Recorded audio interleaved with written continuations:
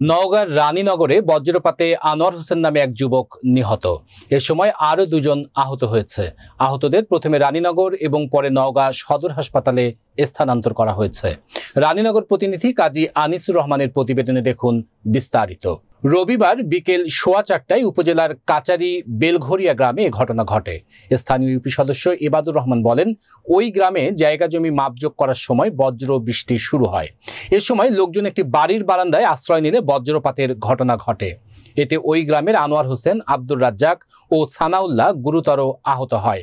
আহতদের সাথে সাথে উদ্ধার করে রানীনগর হাসপাতালে নিলে কর্তব্যরত চিকিৎসক আনোয়ার হোসেনকে মৃত ঘোষণা করেন। এছাড়া আব্দুর রাজ্জাক ও সানাউল্লাহকে উন্নত চিকিৎসার জন্য নওগাঁ সদর হাসপাতালে স্থানান্তর করেন।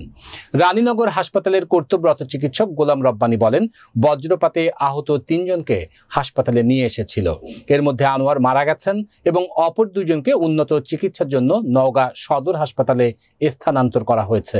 রানীনগর থানার ভারপ্রাপ্ত কর্মকর্তা আবু উবায়েদ ঘটনার সত্যতা নিশ্চিত করে বলেন, খবর পেয়ে ঘটনাস্থলে পুলিশ পাঠানো হয়েছে।